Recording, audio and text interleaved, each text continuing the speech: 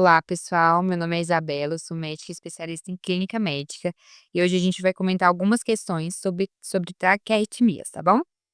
Vamos começar aí com a nossa primeira questão, uma questão da PUC São Paulo de 2019. Então vamos lá. O Paulo, 52 anos, apresenta-se na emergência com confusão mental, palpitação cardíaca, dispneia, com a pressão arterial de 6/4. Com base no eletrocardiograma realizado abaixo, assinale a alternativa que representa o diagnóstico eletrocardiográfico e a melhor conduta para Paulo. Então vamos lá, pessoal. Antes de analisar as alternativas, vamos analisar o ritmo? Então a gente vê que é o paciente com QRS largo e o RR regular. O QRS largo denota para a gente, geralmente, uma taquicardia ventricular. E a gente precisa ver se ela é monomórfica ou polimórfica. A monomórfica, ela vai ter mais ou menos a mesma morfologia em todos os QRS. E a polimórfica vai ter morfologias diferentes. Um QRS maior, mais comprido, outro mais curtinho, outro mais comprido, outro mais curtinho. Nesse caso, a gente vê que eles têm mais ou menos o mesmo jeito, né? A mesma morfologia. Então, é uma taquicardia ventricular. A gente já sabe desse diagnóstico. Então, letra A, taquicardia ventricular é uma das nossas opções. Taquicardia supraventricular da letra B a gente já corta. E as outras duas, C e D, também trazem taquicardia ventricular. E aí a gente precisa decidir sobre o tratamento. Para a gente decidir o tratamento, a gente sempre vê se o paciente está estável ou instável. Esse nosso paciente está com palpitação cardíaca, confusão mental, dispneia e hipotenso. Então, ele tem todos os sinais de instabilidade. Então, esse paciente, ele precisa de uma terapia de cardioversão. Esse paciente não vai ser tratado com drogas, tá bom? E aí, a gente vai tratar ele com cardioversão sincronizada com 100 joules ou cardioversão elétrica não sincronizada com 100 joules. Então, toda vez que a gente for fazer uma cardioversão elétrica, a gente vai fazer ela sincronizada com o QRS. O choque, a descarga elétrica, ela precisa ser no momento que está acontecendo o QRS, né? Que está acontecendo a despolarização ventricular, tá bom? Porque se acontecer ou no momento da despolarização atrial, da repolarização, né, que é a onda T, a gente pode ter um evento péssimo, que é a parada cardíaca. Então, a nossa resposta vai ser a letra C, tá bom? Taquicardia ventricular e cardioversão elétrica sincronizadas em 100 joules. Vamos para a próxima questão, que também é uma questão da mesma prova da PUC São Paulo de 2019. Então, a gente já vê que é uma banca que gosta de taquicardias. Ele traz uma paciente do sexo feminino, Maria, de 49 anos. Chega em emergência com queixos de desconforto e sensação de que o coração vai sair pela boca. Está clinicamente bem e com a pressão de 12/8. Seu eletrocardiograma é mostrado na figura abaixo. Qual seria a melhor conduta a ser tomada? Então, aqui a gente já tem um caso oposto do caso anterior, né? Uma paciente que está estável clinicamente, ela não tem nem confusão mental, nem hipotensão, nem dispneia, nem dor pericordial. No traçado eletrocardiográfico, ele traz para a gente um QRS estreito. No QRS estreito, nas taquiarritmias, ou a gente vai ter uma taquicardia sinusal, ou uma taque supraventricular, ou uma fibrilação atrial flutter. Vamos ver se tem onda P? Não achei onda P. O RR regular é regular. Então, a gente já sabe que esse ritmo aí é o quê? É um ataque supraventricular. Então, vamos para as questões. Como que a gente vai tratar? Qual que vai ser a nossa conduta? Vai ser cardioversão elétrica, pessoal? Não. A cardioversão é para pacientes instáveis. Propranolol? Não. A gente não trata com beta-bloqueador as taquiarritmias. Aspirina 200 mg via oral, iniciar a heparinização? Não. A nossa resposta certa vai ser, então, a letra D. Adenosina, 6 mg EV em bolos, seguida de água destilada em flush, tá bom? É isso. Vamos para a terceira questão, então. Uma questão também do estado de São Paulo, de 2018, que traz um garoto de 16 anos, que não tem queixa prévia, é trazido da escola em choque, com um pulso de 180 batimentos por minuto. E aí ele pergunta o que a gente deve fazer.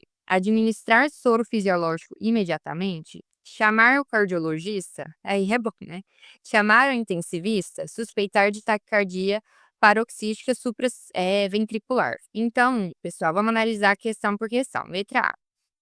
Geralmente, em situações de choques que o paciente está hipotenso, a gente costuma ver aí nas emergências que o pessoal dá soro, né, faz uma ressuscitação volêmica, mas essa questão está errada, porque provavelmente o choque desse paciente não tem a ver com hipovolemia, né, tem a ver aí com essa situação da taquiarritmia. Então, a gente não vai administrar soro imediatamente. E a letra B e a letra C, obviamente, a gente não vai marcar, a gente vai tratar. O paciente que tem uma emergência, a gente não espera o especialista chegar. Então, elas estão erradas. A resposta certa, então, vai ser a letra D, de dado. Por quê?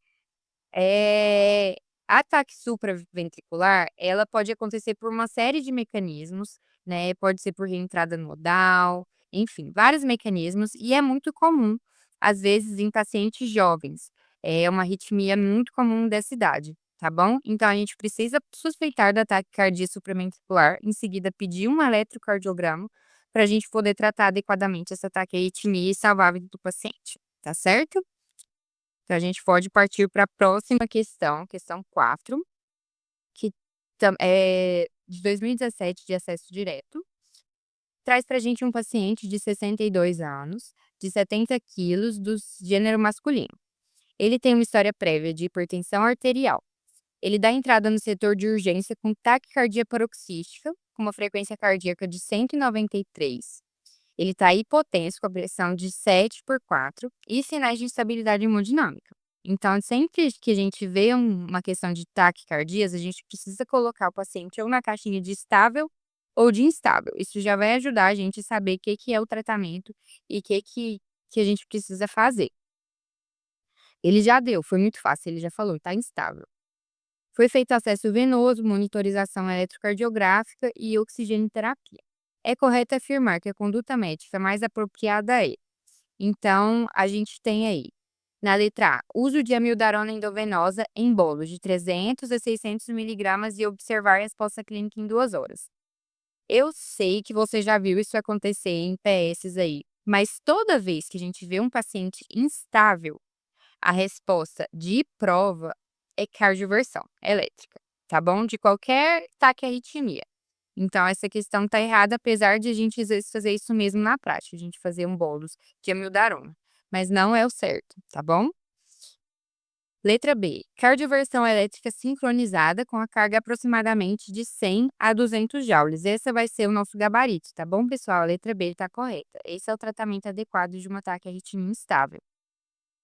Letra C. Hidratar abundantemente, realizar anamnese e exames físicos detalhados, solicitar exames bioquímicos, aguardar resultados enquanto se estabiliza o quadro do paciente. Então, assim, essa questão está quase certa, né? A gente precisa fazer uma anamnese, exame físico detalhados em todos os nossos pacientes, vai ter que pedir exames e estabilizar o paciente. Mas a hidratar abundantemente um paciente com taquicardia não vai fazer sentido, não vai ser isso que vai tirar ele dessa situação, beleza?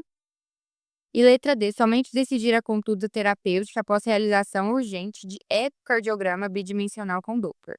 Então não, pessoal, a gente não tem tempo hábil para esperar isso acontecer, o paciente está instável, tá bom? Então é isso. A nossa quinta questão, então, é uma questão de Alagoas, de 2017, de acesso direto.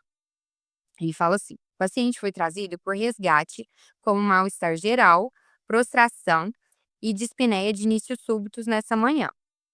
Seu eletrocardiograma demonstrava uma taquiarritmia que você inadequadamente indicou terapia elétrica, causando grave complicação instantânea. Felizmente, após diversas manobras, foi conseguido reversão do quadro. Então, o que está acontecendo aqui, gente? O paciente chegou, o pessoal deu choque nele, né? E ele parou. Ele teve uma parada cardiorrespiratória, o pessoal reanimou, fez a RCP e ele conseguiu ter o retorno à circulação espontânea. Ele pergunta assim pra gente: a complicação provocada pode ser explicada por uma das opções a seguir, a ponte. Então, vamos lá. Primeiro de tudo, eu quero explicar para vocês a diferença de cardioversão de desfibrilação. A desfibrilação é o que a gente faz nas paradas cardíacas quando a gente tem o ritmo de taquicardia ventricular ou fibrilação ventricular. Eh, a desfibrilação é um choque que vai ser administrado e a corrente elétrica vai para o coração no momento que a gente decide, que a gente aperta lá as pás. O que é diferente da cardioversão elétrica. A cardioversão elétrica, ele espera, o QRS. O choque, a administração ali elétrica, ela só é feita no momento do QRS. Então não é feita na hora da onda P, não é feita na hora da onda T, tá bom? Porque isso pode fazer um desequilíbrio ali e o paciente que tá vivo, né, pode, né, ir a óbito. O coração que tá batendo pode parar de bater, uma descarga elétrica é muito sério. Então, com essa diferenciação, a gente vai começar a ler aqui as nossas alternativas e ver qual que é a certa. Então, vamos começar de baixo para cima. Na cardioversão elétrica, essa corrente é sempre sincronizada, para que não seja administrada durante o período vulnerável da repolarização ventricular, onda T. Essa Essa frase está correta, mas ela não explica, o que aconteceu com o nosso paciente, porque se tivesse feito a cardioversão elétrica, que está sempre sincronizada, o paciente não teria tido a parada cardíaca, tá bom? A letra C é a mesma coisa, na cardioversão elétrica, essa corrente é sempre sincronizada com os complexos QRS no eletrocardiograma.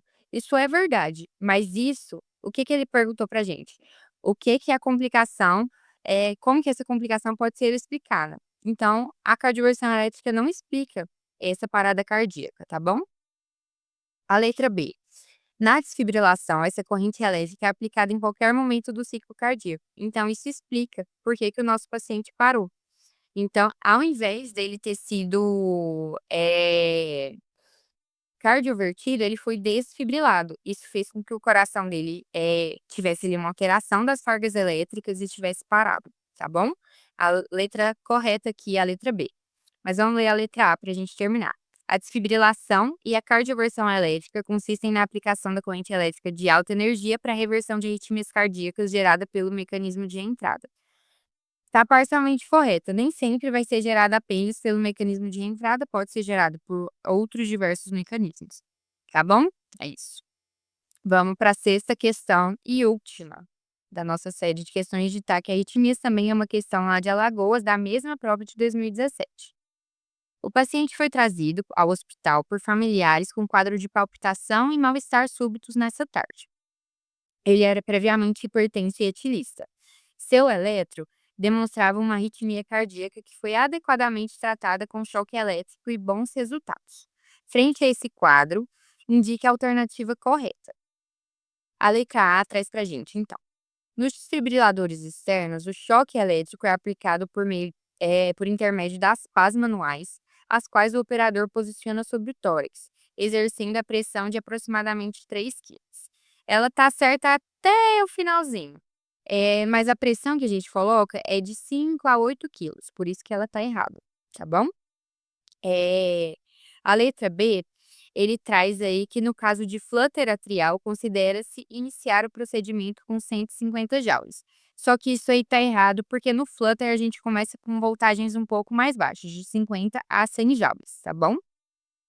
Na letra C, ele traz que caso o ritmo for fibrilação atrial, considera-se uma energia inicial de 300 joules. E não, gente, 300 joules aí é uma carga muito alta. A gente começa ali com 100 joules mais ou menos na fibrilação atrial, tá bom?